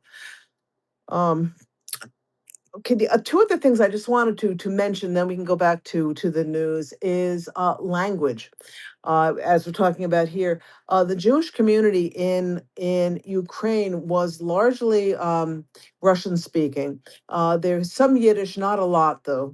Yiddish is mostly among the ultra Orthodox, and not so many of them have stayed in Ukraine. A lot of them, especially the younger people, have ended up in Israel or the United States. But after the full scale invasion, along with many other Ukrainians, more and more Jewish Ukrainians have been switching to speaking Ukrainian, and there was a big push in the Jewish community to have prayer books and Bibles translated into Ukrainian. Many of them, people use the Russian Ukrainian, or Russian, Hebrew or Russian. Versions of these things, bilingual. But as I remember reading the story of a Jewish soldier who had been wounded on the front line, and he was being cared for, I think, somewhere in the east. It might have been Odessa, and they brought him a prayer book that was Hebrew and Ukrainian, and he was so grateful, because he said, the last thing he wanted to do was to have to pray in the language of the aggressor, the language of the people who had been trying to kill him. So this is, as I said, along with the rest of Ukraine, there is been a real push to switch to Ukrainian as much as possible. The one other thing I want to mention, and then we will have done enough of this, is anti-Semitism in Ukraine. Um, Ukraine has the lowest level of anti-Semitism based on polling and based on anti-Semitic incidents of any of the countries that surround it. Much higher in Poland, in Ukraine, I'm sorry, in Poland, Belarus, Hungary, Romania, Russia, particularly Russia is at the core is a very anti-Semitic nation. Although Putin seems to have some kind of a soft spot for Jews, and so it's been a little bit better. But anybody who's staying there thinking that Russia's hospitable to Jews is going to have a rude awakening when Putin finally Oh my goes to God, hell. that is so. Mhm. Even before they got really phenomenally nationalistic, and I mean, I always give my Russian friends a hard time. The ones, all of them have now moved out of Russia, except for just a couple. But the you can tell when uh, racism or anti-Semitism or whatever is really strong in a society is when the casual referencing of Jews regularly. The Jews are responsible for this. Just the casual stuff, right? I mean, I can't tell you how many times I've had to pull up friends of mine when I was living in Russia who, would refer to people, right? Like you'd have some, I don't know, good or uncomfortable interaction with a person while in some business arrangement or social thing, and you'd be talking about it, and your Russian friend would go, "Well, he's Jewish." What the fuck is that got to do with anything? I mean, they just casually bring it up so often that they clearly have indoctrinated through society that there's some difference between Jews and other people who are Russian. All these people would have been born in Russia, Yeah, exactly. grown up in Russia, multiple generations, but they're considered Jews, not Russians first. Right, right. I knew somebody, it was a Jewish guy who grew up in Russia, and he said to me once with a very, this very, this sort of sad look in his face. He says, my whole life I was a Jew in Russia. Now I'm in the United States. Now I'm a Russian. you know, he was someone who didn't identify with being Russian at all because he'd been crapped on by Russians his whole life until he finally got out. Um, yeah, as opposed to, I'm fascinated, and all fairness, I don't think it's appropriate to be telling about specific individuals, but there are a number of people who I know through some of the work we've done here, Ukrainians, who turned out to have Jewish mothers, which means that in terms of Jewish law, they're Jewish, and it's not anything anyone was hiding. It just was, as you're saying, it was just irrelevant. I mean, it's an interesting tidbit, and it comes up if you're talking with people enough, it'll come up, but it's just so not a category. Also, in something that Ukraine has, which I guarantee, well, I don't know what they have in Russia, but I'm sure if even if there is such a thing, it's not abided by. In 2021, a law was passed in the Rada that explicitly defines and prohibits anti-Semitism and provides for civil, administrative, and criminal responsibility. Now, criminal means you can be thrown in jail. And this it's quite a strong law. And in point of fact, as I said, I've been about, I guess, almost 5 months in Ukraine in the last few years. I've never heard, what you're saying, Will. I've never heard anybody say, "Oh yeah, well, he's a Jew." Right. I mean, even whether the person is Jewish or not, it just is not a category that means anything to most Ukrainians, from as much as I can And tell. especially the irrelevancy of bringing it up in that period. It's the same as when people in Australia, you can tell they're a little bit, you know homophobic if they go out of their way to point out that somebody's homosexual. But what Yeah, difference does it make? exactly. Way it's Yeah, yeah, so yeah. So somebody pointed out, yes, they just point out to me, did you know that person's gay? Well, they never came on to me, and I'm a major hot white man. uh so oh, excuse me. Oh no, I've met. Oh started yeah, out he's laughing. definitely. I've met Will. Will is hot, especially when it's 90 degrees out. Yeah, it's but let's just say I'm not usually favored for my Adonis like good looks. So let's see. But you're So in. But you're in shape, Will. Correct? A round is the shape, yes. Exactly. Okay, so that's pretty much what I had. So we can continue on to other things. James, go ahead. Oh, job has it. Well, nobody calls me that now, but now they will probably. Anyway, now I wanted to comment about Russian hate of Jews and say that it really does ring true to me, based on reading, and Bloodlands, especially some of the last chapters in there, really reveal what was going on in Stalin's mind and other people's mind in Russia about Jews.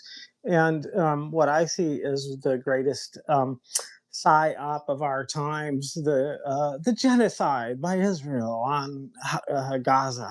No, it's not happening, but it could very well lead to the destruction of Israel because, we're already seeing Trump being angry at Netanyahu and disappointed with Netanyahu, even though he's gotten so much hay out of his relationship with Jewish people and the Abraham's Accord.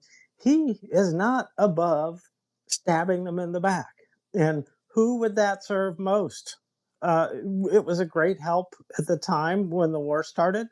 It's been a great help in the voting boxes of America because of that genocide hoax. And so, yeah, I would not be surprised. So, Well, yeah, gird your loins, it's already you. starting to happen, James. Really, there was that Yeah. NATO general, American general. No, was he NATO or was it American general? I don't remember the name now, unfortunately. But basically, he said the United States is stretched too thin. We can't defend Israel anymore.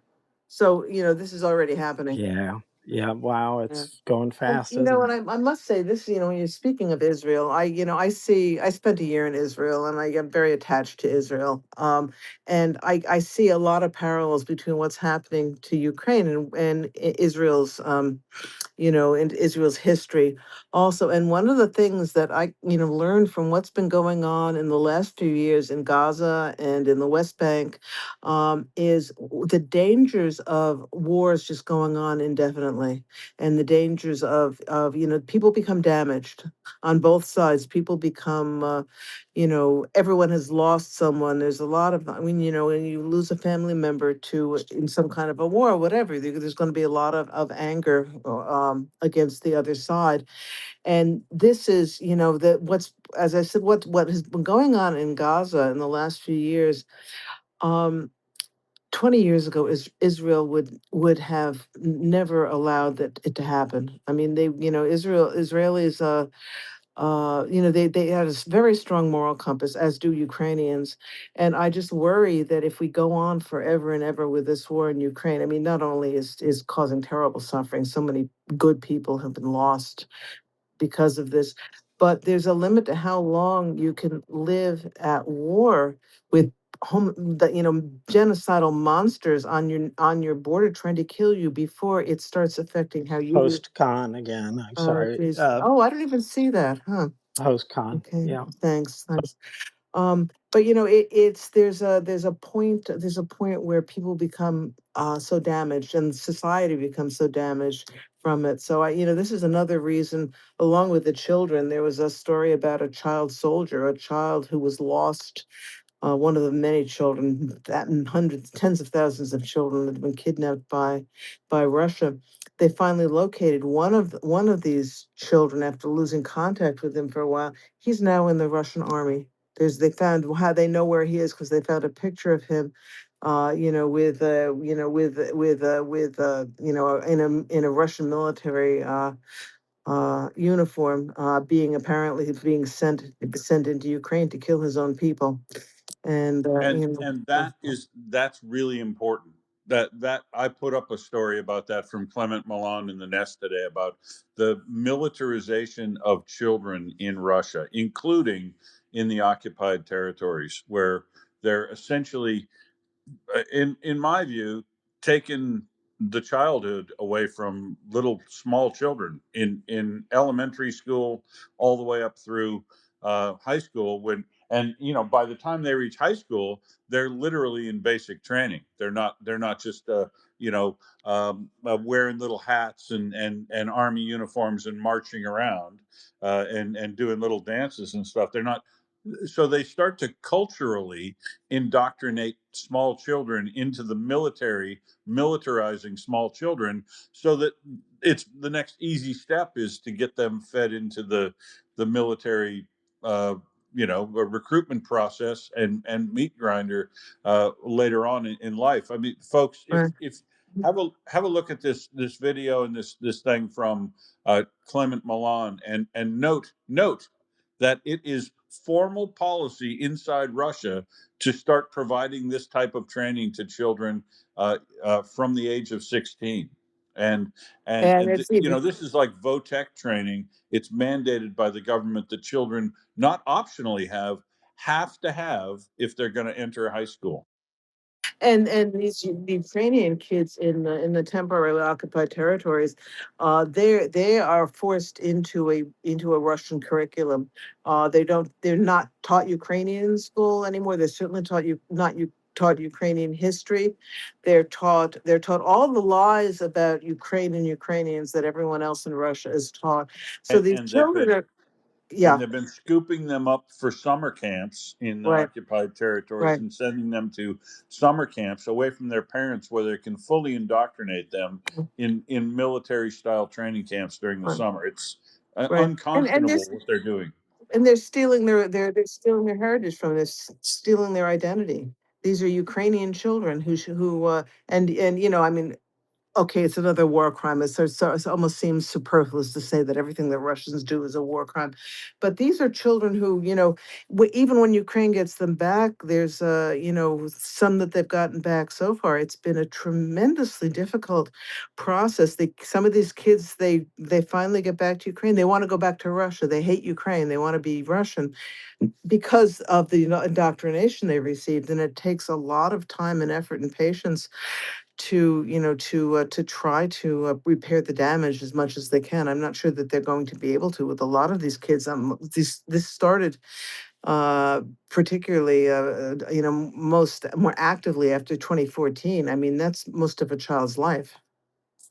Yeah, and this is why I've said, from reading through the Russian textbooks that are mandatory and see what they mandatorily require children to get as far as education from age 6 upwards inside Russia, that frankly part of the settlement of this war, maybe Ukraine wouldn't want to require it as part of the armistice for this war when it's over, but frankly somebody like the West, the people who are interested in the long-term survival of the UN Charter type organizations ought to throw on the table that Russia really ought to have to revamp its entire curriculum and have all of their textbooks edited by independent observers who would tell the true history of Russia, because they are not telling the true history of Russia or the world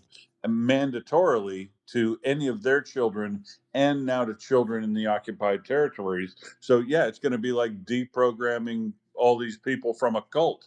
Uh, Or like denazification in Germany. I had relatives that went through denazification, and and that we and don't have the nobody will wants to to. do that anymore. Yeah, so nobody wants to take over Russia, right? And that's probably what would be required in order to de-Russify them.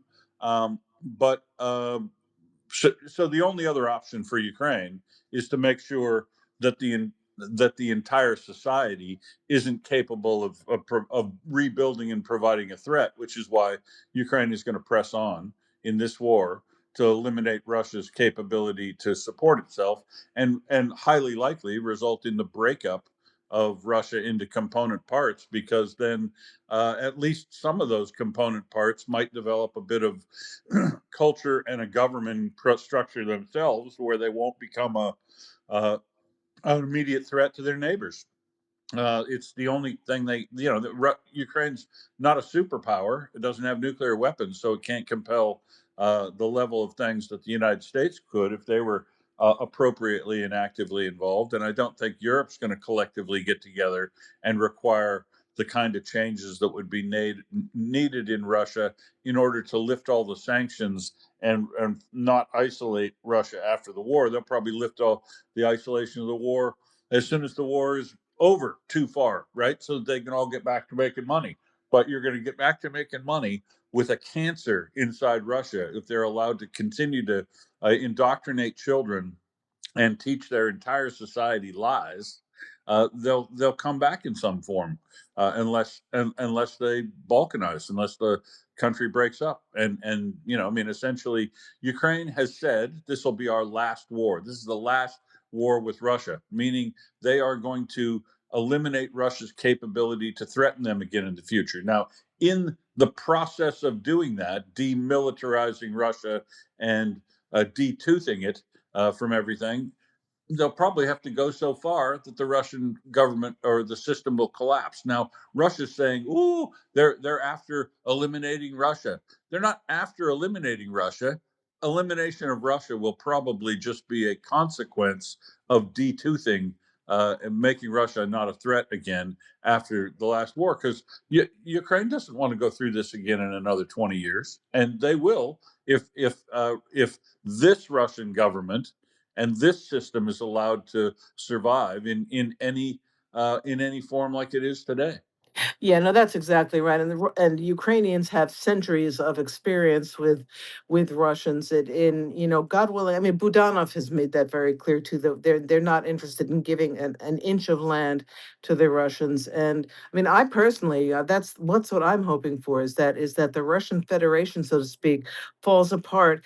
Little Muscovy can sit there by itself, and they can whine and carry on as much as they want to, but without all of these other ethnic areas that they exploit the way they have, they will lose a lot of their power. I suspect that many of the minority areas in the Russian Federation, even people who don't seem to have much of a culture left, that once if they have the freedom to do so, that there will be a flowering of these cultures also. And people, what is the option if it falls apart into constituent parts, into smaller countries? They have an option of aligning themselves with Muscovy, which will be a boulderized, a rump state that has nothing to offer really, and has exploited them for centuries, or they can ally with Georgia, with Ukraine, with Poland and Hungary, and with Western countries. And I think we would find in that case that a lot of these areas would end up aligning with the West. It just makes economic sense, and it makes sense in terms of having an independent destiny at that point. Yeah. Go ahead, James. Yeah, it is discouraging to think about the outlook for how we settle. And Andrew Chakoyan's, at least the most recent thing I saw him write, was about talking about World War II scenarios, the way that Germany and Japan were defeated. And, probably it won't look like that much, maybe Russia a little bit. But it's worth talking about because it's the kind of thing that is desirable. And if there is actually some effort put into going in that direction, it may also be a red line that we want to cross of Russia's red lines. We want to make sure that we could at least be possibly doing that and defeating them, in detail and all the way up the highway, the Prigozhin highway. Yeah, that would be great. I don't think it's going to happen. It's too expensive. But if everybody went in on that at once and agreed to do that, then I think it could be done. And the war may come to that point anyways, because that's why I don't think all those countries want to give up their Patriot missiles, because I think there's a credible threat for all of them. Agreed. There definitely is a credible threat. Dryfly? Yeah, I agree with that. There's a credible threat. My thoughts has been for a long time, of course, that I think Russia's going to break up. And I'll tell you who's going to de-Russify them. It isn't going to be the West. It's going to be their own uh, colonial states that are just not going to put up with it anymore. And I think it's going to be ugly for them. And I'm not that disappointed, to be honest. Um, Question I have for you, Will and Robin, is, you've been to that part of the world. How is the mood of the public with the thought that this could go on quite a ways longer? Because it really does look like Putin is in it for the long haul. And while I think any rational country would topple their leadership, Russia's anything but rational. Are the Ukrainians that you met really still steeled for the long haul? And I say that because I think it was Zelensky who said today that he could see the war ending by fall, and I was wondering what the hell that meant. I'll listen. And Budanov said today too that this he sees this could be the last year of the war. I would say beleaguered but unbroken would be what I'd say, Yeah, Robin.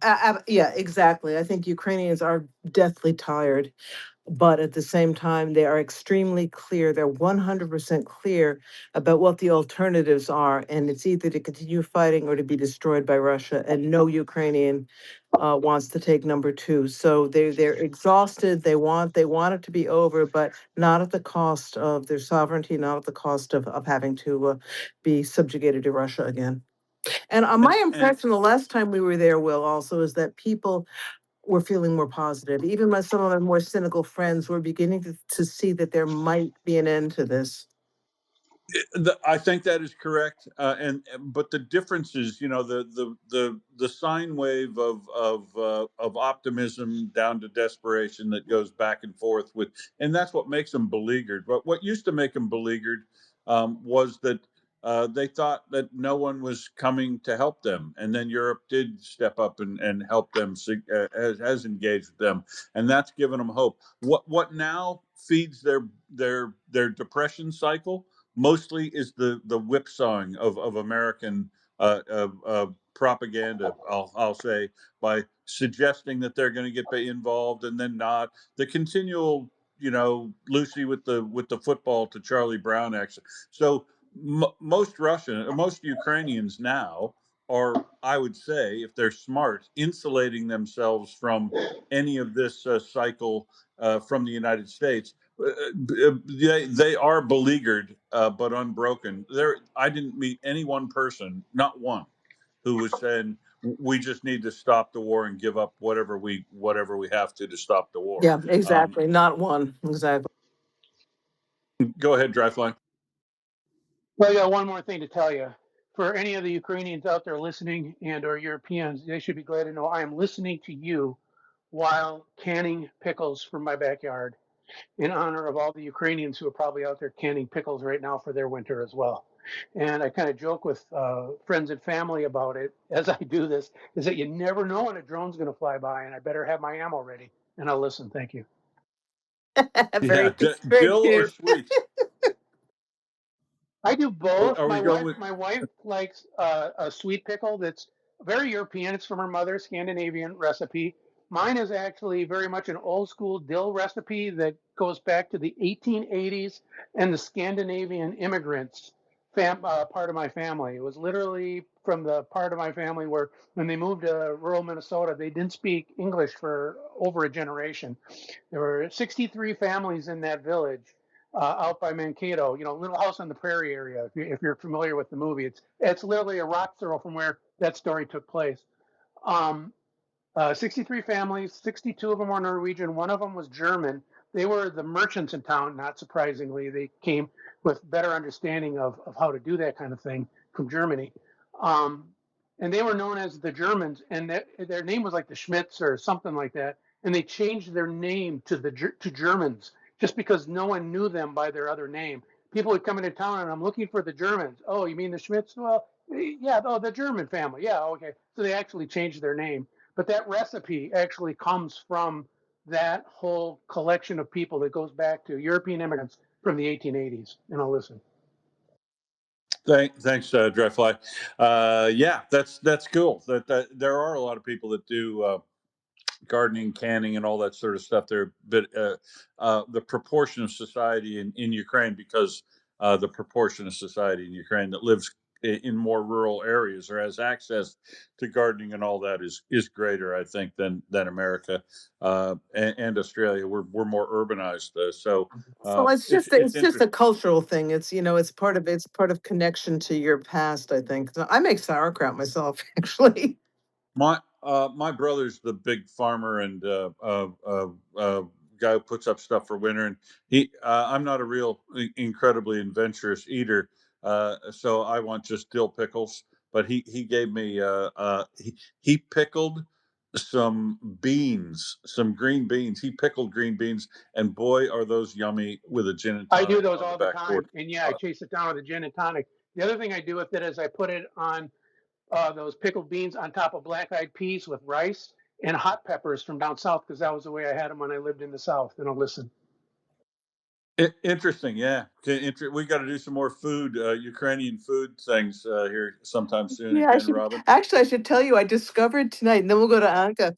I discovered in my neighborhood, not so far away, a Moldovan restaurant, and I actually got takeout tonight. I had mama liga and shashlik and grilled vegetables. It was so good. The shashlik always reminds me of Stas. So, but anyway, so yes, we do have to do more than food. That was one thing Tracy used to do that was wonderful. All those her programs on Ukrainian food. We'll have to think about doing that. Back when we were Yeah. still trying to teach Heather to make anything but easy borscht. Yeah, easy work. Anka, My goodness, you guys are talking food, gardening, and opinions in Ukraine, all of which I have opinions on. So let me see if I can work my way through here as I am in the garden watering. But anyway, one of the things in terms of gardening, I'm also finding that a lot of Ukrainians are finding it a way to stay sane.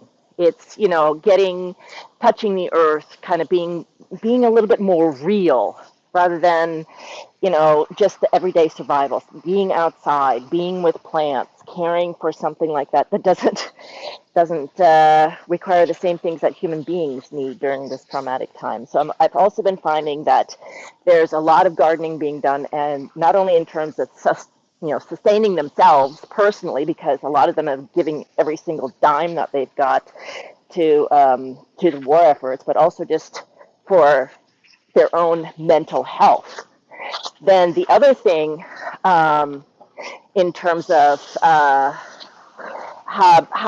back to what Dryfly was asking about, what people think and say. And one of the things when I was there in May that I was really focusing on is trying to talk to people, anybody. I would pretty much just talk to the barista, or I would talk to somebody I was buying something from, or the shop person, little tiny places, all sorts of stuff. And man, they love talking to you.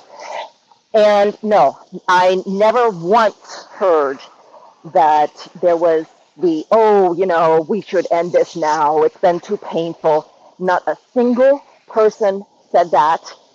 And multiple of them had husbands in the army, and they were all thinking of the future. They were thinking of having children, young women, going, okay, yeah, I'm going to get pregnant someday time soon, or they already have young children and they're planning for the future. So there is no giving up. I mean, yes, and it's all just like what Will and Robin said, is that they understand fully what would happen to them if they gave up. So, that is that. And in terms of food, oh, yeah, we really need to do something to that effect, because I'm trying to figure out how to make syrniki. I'm still trying to get the right kind of sear. And as a matter of fact, I have an extra gallon of milk that I'm going to try to make homemade farmer's cheese sear with. And I spoke to an author of a Ukrainian cookbook that is I need to check on when the publishing date is. But she is from like Mykolaiv area. She's done cooking over in the like for some of the troops, and she did some, like, I want to say Californiaized Ukrainian food, but it actually included khachapuri, believe it or not, and it's It included, Hang on, hold on, hang on. California has fortifying khachapuri?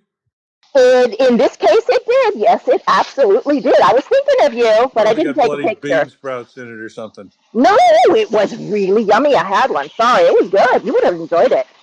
I'm just jealous. Just jealous. Can't get a Oh, khachapuri within 1,000 kilometers of me. you have every right to be jealous, and sorry. If I could send it over, I would. But I mean, they had the cold beef soup. They had what was it, mussels? In Odessa style, and there was what was they had holubtsi with duck meat in it. So it was kind of fancy, but kind of Ukrainian food. But it was just really cool. But yeah, yes on everything. Just wanted to throw that in. Right. California for the win temporarily. Robin? And Anka, you reminded me of something of a book that I had got an audiobook of about a year ago. It's a wonderful book. It's called Strong Roots by Olya Hercules. She's a Ukrainian woman who's a professional chef. She lives in London now, I think. But it's a beautiful book because it's about her life and everything and her family, but it's all filled with food. And it's a really the audiobook particularly is beautiful because they start each chapter with a Ukrainian song. It's very well written, very nice, very it warms the heart. I highly recommend that, called Strong Roots by Olya Hercules. Anyway, back to you, Yeah, I Jen. have another book, and I might maybe I'll send some of it, post some of it, and see this one. These ones were Ukrainian, and I do not know how you keep talking about having cookbooks that are like electronic versions. I could not even figure out how to do an electronic version recipe if I tried. I must say I don't like using electronic books for cooking. For one thing, the screen is always blanking out. I tend to print stuff out when I use Yeah, it. That's what I do. I tend to need a a wet sponge to clean them up afterwards after I poke it because the screen went dead and it's just filthy by the time I'm Yeah, done. actually, I have the Veselka cookbook that I use when I make borscht, but other than that, honestly, I have a bunch of cookbooks, but I don't buy cookbooks anymore unless I want to read them, because I find it much easier just to go do a search, an internet search, and find a good recipe for whatever I'm trying to do. I find that works well. Sort of the same. I find it quite easy just to go to Ukraine and have Ludmilla make me yummies. Well, yes, that would work too. Hopefully I'll see you all there soon. I'm already trying. I'm already planning my next trip. I have terrible withdrawal symptoms from being away from Ukraine again. Same thing. I'm Yeah, I'm not like me. almost going into depression here. Not me. Can take it or leave it. See, I haven't even moved past denial. James. An ode to Robin. This is something I just want to say that I stole it from you. I'm not going to give it back because I thought it was such a good little video to watch of Ukrainians stuffing barrels full of cucumbers and Oh, other wasn't that stuff. great? And You oh, know that was that. great. I just watched the first one. It's a really good intermediate learner kind of exercise. Great for me. So thank you for And that. But and excellent. Made one me thing I hungry. didn't mention on that trip, that guy is an Orthodox priest too. I mean, and everything. This is wonderful, charming thing with this man and his son making this massive vat of pickles with cucumbers and so much dill. I mean, just they're going to be wonderful. But yeah, do enjoy. It's in the nest. A great, thank you. Yeah, Thank you, enjoy it. James. It's really charming. Even if you don't understand, you don't need to understand the Ukrainian to get the idea of what they're doing. Absolutely. So let's see. You can. There's nothing more I have to cover. You can read the stuff that I posted up in the nest that I thought was interesting for today. I'm sure Mockers and Firefellow will cover the booms sufficiently. Uh, uh, I will note the one attack in. So gird your loins again. The shoot down of a drone headed across Galeznik very possibly to someplace like Putin's palace that is down there, right? Valid military targets inland. They've struck an air base and knocked out 2 Su-35s and some trainers.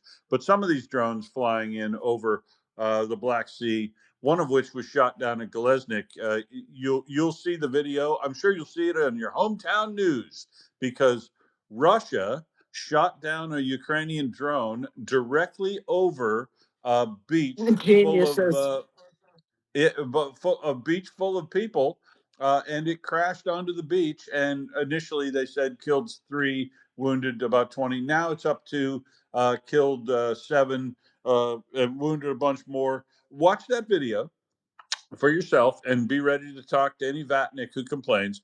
Watch it with the sound on because Russia clearly shoots this thing down and causes it to crash on a beach. And this is a beach that is owned, the resort adjacent to where this beach is owned by a Russian company that's a defense manufacturer. So they own their own resort that their employees can holiday at inside you Krasnodar in Krasnodar, but they failed to tell people that they were going to be shooting down drones directly overhead of them. So when people start whining and pissing and moaning about the fact that a drone killed uh, 7 people, here's me being crass. Couldn't give a shit how many people it killed on that beach or injured it. And I don't care if they're children. Russia put those people in danger. Yeah, that's right. The Rassvet Holiday Resort is an exclusive area for bosses of NPO Mashinstroyenia. And Mashinstroyenia is a Moscow-based company that on its own website lines out all the things that it makes as a defense firm, and it designs and builds missiles, and it owns this resort, and that's where this thing was shot down. So Russia put the people in danger. Russia shot the drone down, and it's a Russian military company that it all landed on and killed. But that will be covered as some sort of atrocity on your local news. So be prepared to ring or email your local station and say, how about putting that in context again? Because I guarantee you it's coming. Yeah, no, I agree with you. That was the one that was very close to one of Putin's palaces, correct? Which I think Yeah, is interesting too. Galeznik is just Right. this beach in Galeznik is just northwest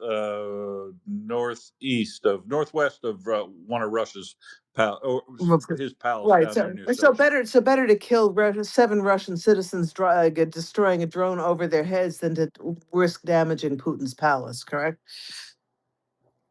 And what is wrong with you people who so Russia didn't bother to tell everybody that they were going to be shooting weapons directly over their head.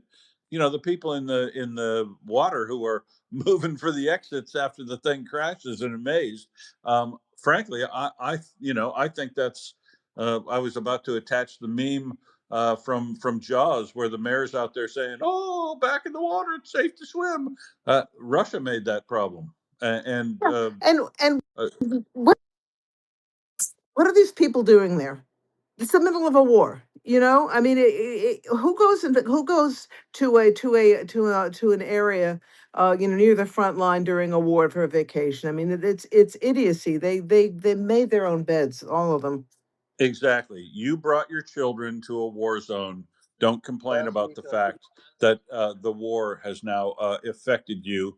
And good. I hope all the people on that beach go home and have a good hard look at themselves and wonder about why that happened to them. Because there is an answer for why that is, and the answer is because you haven't stopped the war and got out of Ukraine. If you're happy with your imperialism, you're happy to genocide the country next to you, count on more of this happening. And look, the whining, the complaining, the lamentations that are going to make it onto your television screen, I'm telling you, this is going to ramp up right through winter because this is going to be a hellacious winter for Russia as well as Ukraine this year. Remember, last year when we were talking about power outages and I was hoping Blackout Sunday was coming, remember, there were more people in the middle of winter inside Russia that were going without heat and electricity than there were in Ukraine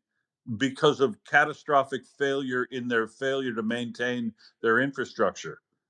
Get your head around that. All the places across Siberia that were all without, we heard all those explosions and disasters at power stations. None of that had anything to do with Ukraine, but it resulted in as many people being without light, heat, and power during wintertime in Russia last year as there were in Ukraine, where Russia was actively trying to do that. This And year, yeah, so much exactly. worse. At this point, Ukraine is perfectly justified in going after actively going after the energy generation in Russia. So it's not going to be better. Right, and so, but this is the thing: Russians turn into the victim so incredibly quickly.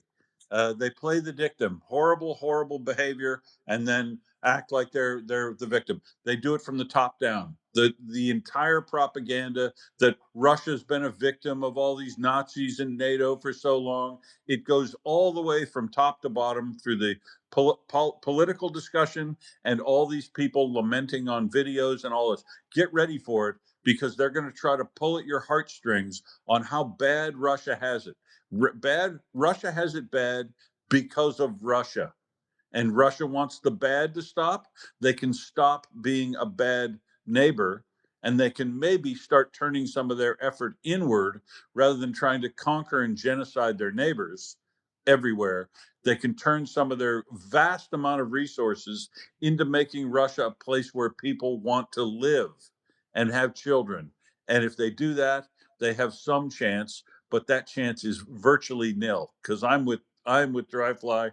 I believe Russia is well past the event horizon and will fail as a state, either during to cause the end of this war or as a result after the end of this war. Russia's done for, and finally, good riddance. Frankly, there's virtually nothing worth saving of Russia. There are cultures, the Kazakh, the people in Tatarstan and Bashkortostan and Ishkaria, and there are things worth saving in Russia, but none of them are quote unquote Russian. Robin. Yeah, agreed. And that's why I would say in the Russian Federation, it's in that small area that's populated by ethnic Russians. I don't think there's much of anything to save. It just needs to be rendered incapable of doing this anymore. It's yeah. I mean, you think about the damage that the entire world has suffered because of Russian machinations in the last 100 years or so. The world will be a much nicer place without Russia. Agreed. So that's all I wanted to cover that you won't get from other news sources today, I'm sure. The uh, I'll be back probably to talk to mockers about some of the booms, especially since some of them will be refineries later on today, if I've got anything to add. But otherwise, Robin, I will say Slava Ukraini to you. Heroin Slava, and I just want to very quickly pull up the calendar, which I should have done before, just to tell you what's coming up. As Will mentioned, we have Mockers and Firefella on in a few hours. Later on in the day, noon Eastern time in the United States, is Ukraine updates and Russia's hybrid warfare with James and Vatnik Soup, and then Alan and I will be on in the evening, 7 to 9 Eastern. With that, thank you very much. It was a great conversation. Thank you, everybody who came up and spoke with us. And Heroyam Slava. And Slava Nazi. Smit Faham. Have a good evening, everyone, or a good day, depending on where you are. And skoro pobačimos. Pobačimus.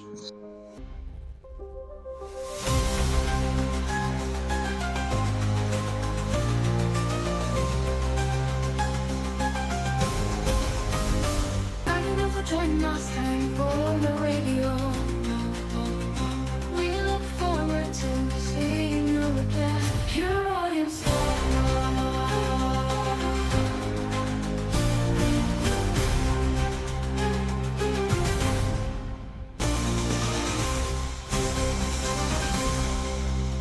Ukrainian saga.